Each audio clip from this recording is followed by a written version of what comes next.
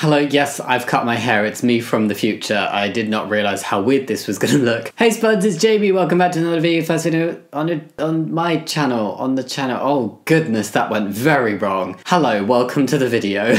Basically, this is going to look very strange. It's me from the future. Hello. That's why my hair is very different to the rest of the video and why I'm wearing something very different to the rest of the video. Essentially, what happened is I made a video on transphobic TikToks a few weeks ago now, and there was one TikTok in particular that had a much longer reaction from me and more in depth, and I wanted it to be a standalone video because it was quite a lengthy reaction. So that is essentially what you're about to see now. It was someone who I believe is a detransitioner who made a video on TikTok, or the video I found was on TikTok, and they were just spreading a lot of misinformation about the transition process and being trans. I really do feel for them because they seem to have had a very negative experience, but what I wanted to call out is the fear-mongering and the misinformation they were spreading, and also the fact that just because a minority regret and this one person had a negative experience does not mean that it's appropriate for them to go online and say that this is going to happen to everybody, or that this is something that happens to a majority of people, and try and just basically scare people about the medically transitioning process. I don't think that's right, so I wanted to call it out and react to it, but I wanted to do it properly, which is why it's now a standalone video, and I'm going to stop rambling, so let's roll the reaction to the transphobic TikTok. This is a letter to young transitioners.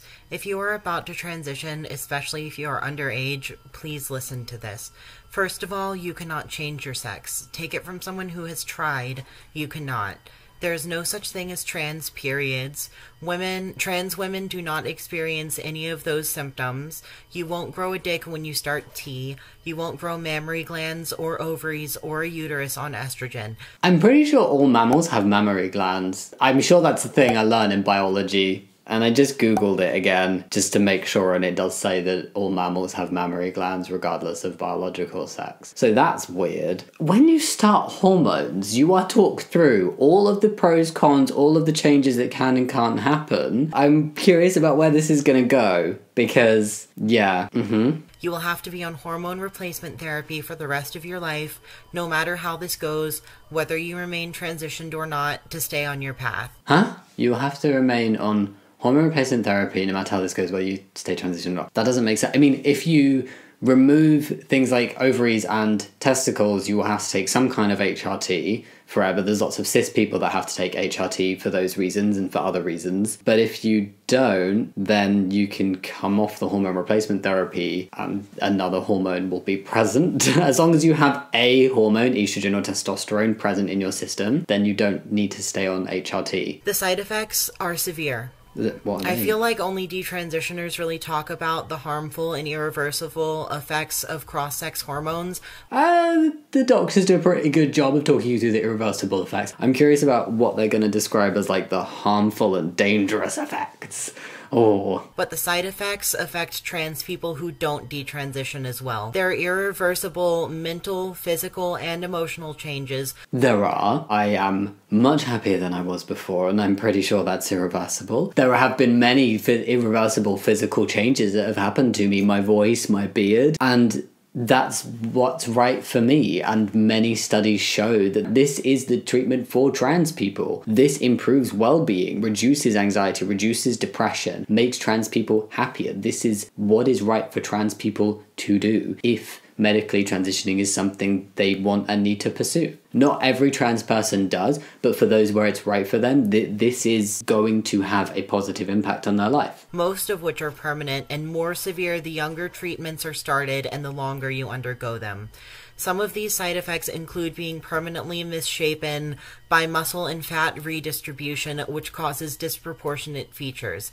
Literally? What? I've never heard this. Fat redistribution is one of the things that you are warned that if you stop hormone therapy, will change back. It is like one of the #1 things. As a trans guy, when I was starting testosterone, I was told here are all the changes that can happen, here's everything that is permanent, and here are the things that if you stop taking testosterone will probably change back and will almost definitely change back to some extent. And like, fat redistribution is right up there. that does not just stay how it is if you stop taking hormones. So my fat redistributed, there's less on my hips, my face changed shape because of fat redistribution, and things like that are not permanent. And then the disproportionate features, literally, no. What are they even talking about? This literally means being the wrong shape forever, and being disproportionate causes clumsiness and even chronic pain, and because your original frame might not be able to support the new distribution of muscle and fat.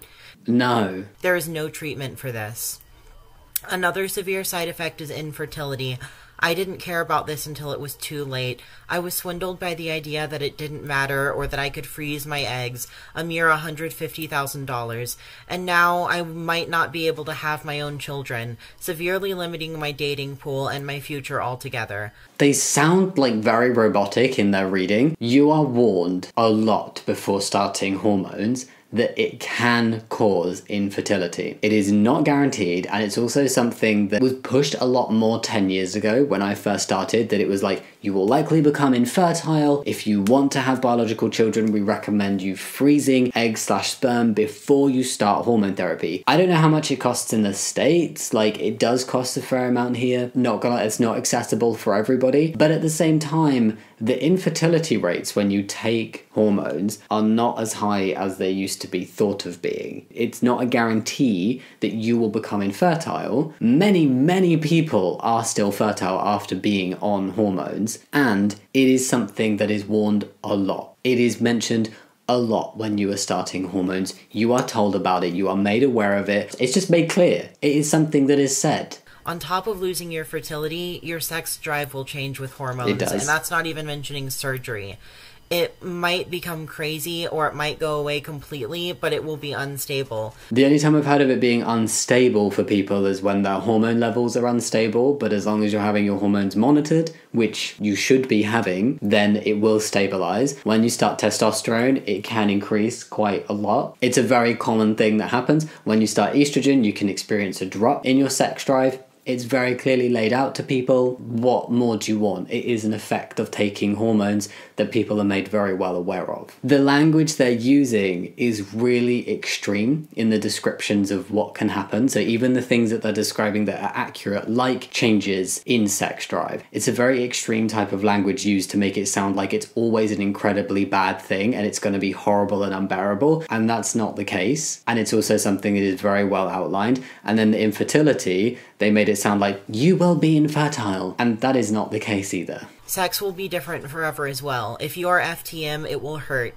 badly. That's just fear-mongering. You won't be able to self-lubricate. For some people, there can be changes in this, but not for everybody. Your enlarged clit will be too sensitive and painful to touch. No, not at all. The misinformation in such a short video that's been put just out on TikTok, and if people are watching this for the first time, knowing nothing about what hormones actually do, and how hormones can positively change trans people's lives, and also the very, very minimal detransition rate, and then even within the detransition rate, the least common reason for detransitioning is regret, and the most common reason is lack of social support and just not being able to cope with being a trans person in society that is so incredibly transphobic. And most of those people go on to transition again later when they are in a safer and more accepting environment. But this level of information, this is just spreading fear. This person may have had a very bad experience with taking testosterone. These changes, what they are talking about, I've never heard of these things happening. What they're talking about right now, about genitals on testosterone being too sensitive and painful to touch. What? Things change. There can be an increase in sensitivity in the beginning. They're making it sound like you're never going to be able to enjoy having sex again, when actually sexual function and satisfaction goes up when people transition. That's what science shows. And eventually atrophy won't allow for penetration. You will never get off of the conveyor belt. It will keep going, and more of you will be mutilated and chopped off and incinerated until the old you is gone and you still have to deal with all your original problems and traumas. This is just in a different body that isn't functional anymore. That's deeply offensive to say that trans people who've transitioned have bodies that aren't functional. My body is perfectly functional. That's really a rude thing to say and just incorrect. Transition is not a cure for puberty. It's not a cure for feeling bad about yourself. No child is born in the wrong body. Permanently medically altering your body won't bring you peace or euphoria. I'm really confused by the way they were delivering that. They weren't reading it in like the proper sentences. This whole clip has just confused me. They clearly sound like they've gone through something and they're not in a good place. That's horrible. I'm sorry that happened, and you deserve to get the support and the help that you need with what you've gone through. But what that doesn't give you an excuse for is spewing misinformation and fear-mongering online and just saying things that aren't true and trying to spread something that makes it sound like everyone who transitions is going to end up with a body that doesn't function and is going to be so unhappy and is going to be completely infertile and all of these things, and have like a body that doesn't work and is disproportionate because of fat redistribution. Like, it doesn't make sense. They're talking about a lot of things like increase in sex drive, like physical changes, irreversible changes. These things are all very clearly outlined when you are starting hormones, and you are warned about all of the positive things, all of the negative things, all of the permanent things, all of the not permanent things that can change when you start taking hormones. And if that's something that you don't listen to and then something changes for you that you're not happy about, I'm sorry, that's on you. Like, it is very clearly outlined and warned to you. They sound like they made a mistake for themselves personally, and it's put them in a difficult position and it's made them unhappy, but that doesn't give them an excuse to start sharing things that are just not accurate for the trans community as a whole and for people who don't regret their transition, which is literally 99% of people who transition. Trans people and detransitioners are often pitted against each other, and detransitioners are often used as like a gotcha to trans people. In reality, trans people don't dislike, fear, hate, or whatever detransitioners. Some people detransition, some people regret. It's an incredibly low number, but regardless of that number, those people deserve support. But what then veers over into disagreement is when people who detransition use their experience and their regret to try and stop other people from accessing gender affirming care, life-saving care, like taking hormones, having surgery for trans people. This is life-saving medical treatment, and it improves quality of life immensely for the 99-point-something% of people where it is the right thing for them to do. And as far as medical stats go, under 1% to 1% regret rate is incredibly low. Have you seen the number of people who regret knee surgery? Should we just stop performing knee operations then? No, we don't, and we don't even argue or discuss it. But transphobia means that this is still all being discussed, despite the ever-growing body of evidence that socially and/or medically transitioning is absolutely the thing that improves well-being among trans people, and that the regret rate remains incredibly low. It would be really nice if people shared their experience, without trying to spread things and trying to make it sound like every trans person is going to end up like them, because they're really not. It's not the truth. Talk about what you've gone through without turning it into transphobia or some attempt to fearmonger around trans people and transitioning as a whole. That would be great. And yeah, that was my reaction. It was quite a difficult one to do. I did struggle through that because it was just so wrong, and even the little bits of information that had some truth in it, they were extrapolated out as if it would happen to everybody or a majority of people, and it was going to be this really, really horrible thing, when actually when you go in for appointments and you start hormones, and then also just learning about what hormones do to bodies during puberty as standard in like sex education and things, this is not stuff that hormones will do. And actually the reality of the situation is that gender affirming care, including hormone replacement therapy, is the correct treatment for trans people. Like that is what improves well-being and reduces gender dysphoria. Not every trans person will pursue medically transitioning, but for those that do, and for those where that is what they need and want in their life, it is the thing to do. It greatly improves their quality of life. People need to stop spreading this information just because they are one of the few people where it wasn't the right thing to do. That's it. Thank you so much for watching the video. If you liked it, think about giving it a thumbs up and subscribing if you want to, but no pressure. And yeah, as always, thank you so much for watching. I'll see you next time. I'll have long hair again in the next video, I think. Oh, I'm getting confused. I think I will. But yes, enjoy. Bye.